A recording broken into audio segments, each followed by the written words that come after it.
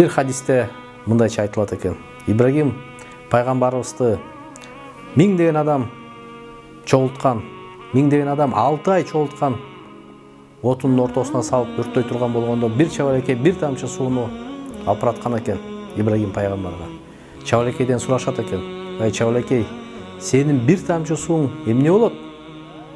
Аны уткарып калмак беле дегенде жанаанча отту менин бир тамчысын өчүрөт дегенде мен алысмын. Же болсо бир тамчы суум Ибрагим пайгамбарды сактап калат дегенден дагы алысмын. Бирок мен эртең Кудай тааламан Ибрагим пайгамбарды сактап калыш үчүн сен кандай салымын коштуң дегенде эмне деп жооп берем деген экен. Анысы кандай? Бул шайлоодо дагы баланча талапкер күчтүү, баланча талапкер өтүп кетет. Же болсо ошо баланча талапкерден мен акча алып койдум эле. Же болсо менден бирөөлөр суранды эле дебестен ар бирибиз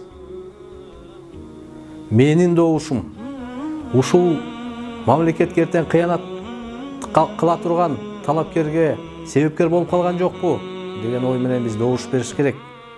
Мен дагы Кудайдан корккон адам катары намаз окуган бир топ жолу ыйык жерге барып ажыл сапарга барып келген адам катары мен айтат элем. Ар бирибиз Кудай астында туура чечим кылайлы.